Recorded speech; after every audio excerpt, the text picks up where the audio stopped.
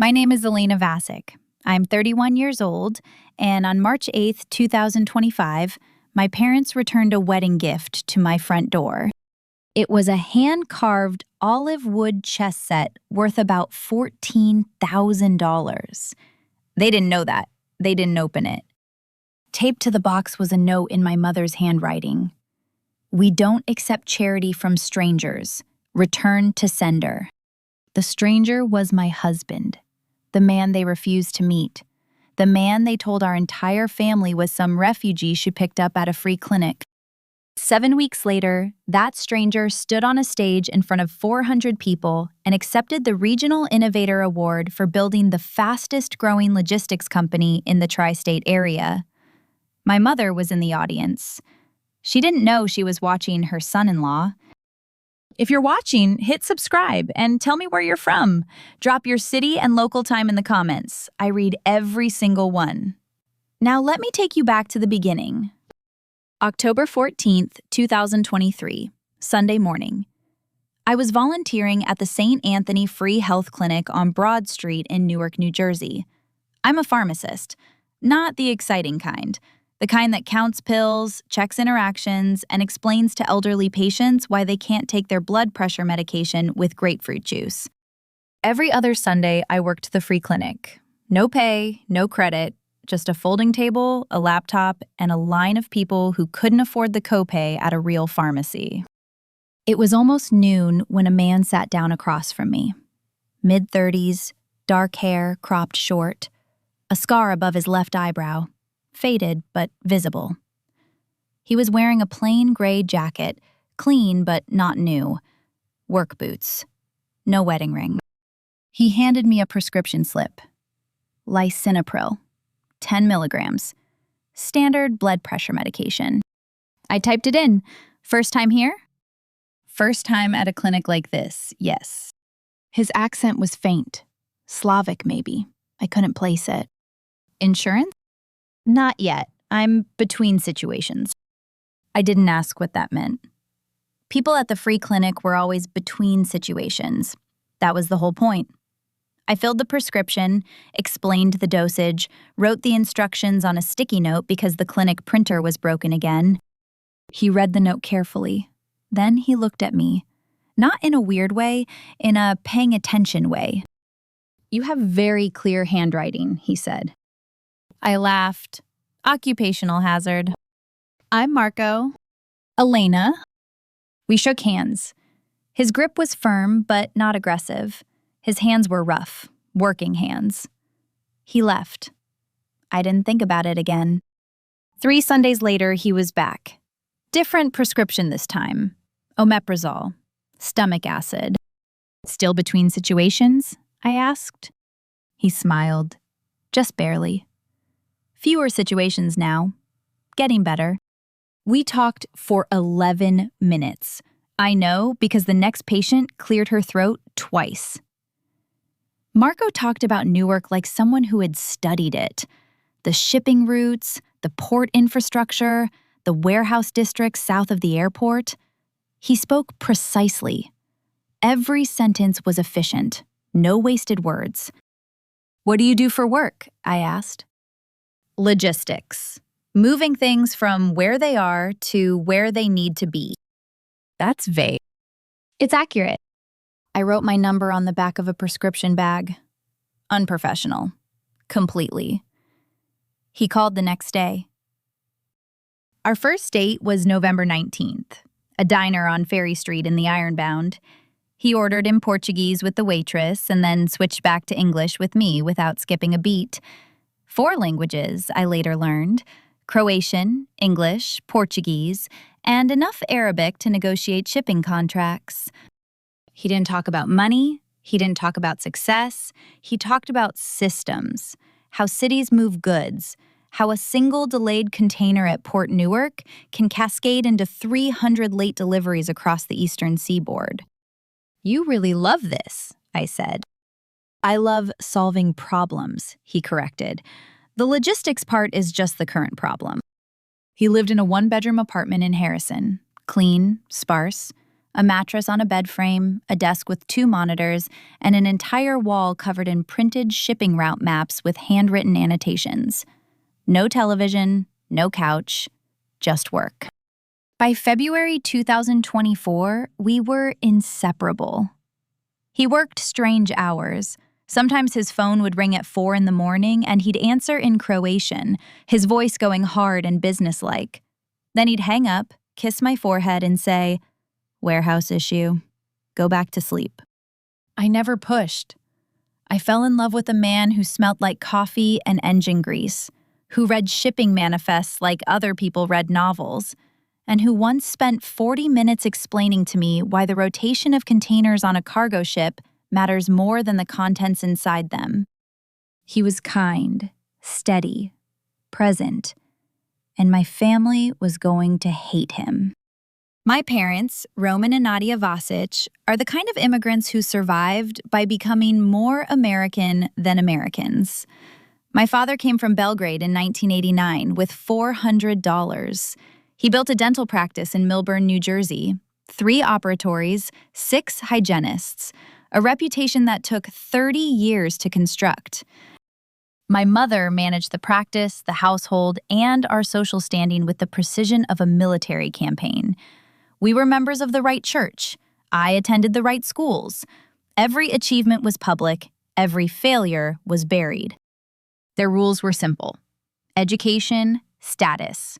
Marry within the community, or at least marry someone with credentials they could announce at a dinner party. When I told my mother about Marko in March 2024, her first question was the same question it always was. What does he do? Logistics. He works in shipping and transport. Silence. 3 seconds. 5. Shipping, she repeated. Like a truck driver? Like coordination, Mom. Operations. Does he have a degree? He has experience. Elena. That voice. The one that sounds like patience but tastes like poison. You are a pharmacist. A doctor of pharmacy. You can't seriously be involved with a man who drives trucks. He doesn't drive trucks. Then what does he drive? Bring him for Easter. We'll see. Easter 2024, April 14th. My parents' house in Millburn. White colonial, perfect lawn, the kind of house that says, "We made it," so loudly you can hear it from the street. Marko wore his best shirt, dark blue, ironed. Clean boots. He brought wine, not expensive, but good. My mother looked at the label for 2 seconds too long. Dinner was an ambush, disguised as hospitality. My father asked about his education. State University in Zagreb, Marko answered. Then the military, then work. The military, my mother repeated, as if he'd said prison. Croatian Armed Forces. 2 years. And now you're in logistics. Yes, ma'am. I move cargo. My cousin Dragan, a dentist like my father, asked the question everyone was thinking. What kind of cargo? The kind that needs to get from point A to point B on time. Dragan laughed, not with Marko, at him. My Uncle Victor leaned over to my father and said something in Serbian he thought Marko wouldn't understand. She could have done better. Marko understood every word. I saw it in his jaw. He said nothing. We left at 9:15. In the car, he was quiet for a long time. Then he said, "They're not going to change their mind, Elena." I don't need them to. Yes, you do. And that's okay. But I won't pretend to be something I'm not to earn it. I proposed to Marko on August 2nd, 2024. Yes, I proposed to him. On the roof of his apartment building in Harrison, watching the Newark skyline. I had a ring. Titanium, $80. He cried. When I told my parents, my mother didn't speak for 12 seconds. I counted.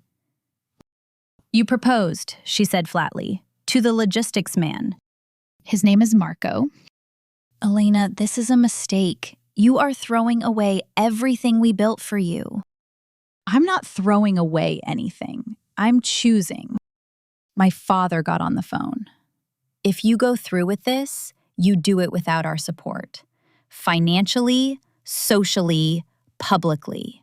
We will not attend, we will not contribute, and we will advise the family to do the same. He meant it. By September, the family network had been activated. Aunts, uncles, cousins, whispered phone calls, group chat messages.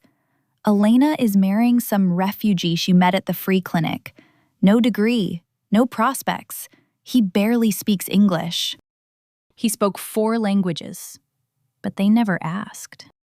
We planned a small wedding, March 8th, 2025. City Hall, then a dinner at a restaurant in Hoboken. 40 guests, all Marko's side. A few of my friends, 0 from my family. My mother sent 1 text the week before. It's not too late to make the right choice. I didn't respond. The wedding was beautiful in a quiet way. No grand venue, no string quartet, just us, a justice of the peace, and 40 people who showed up because they wanted to. Marko's business partner, a man named Tomislav, was best man. He gave a toast that made everyone laugh. He called Marko the most stubborn man on the eastern seaboard and said he was the only person I know who can negotiate a shipping rate in 3 languages simultaneously while eating a sandwich. I noticed Tomislav was wearing a very expensive watch.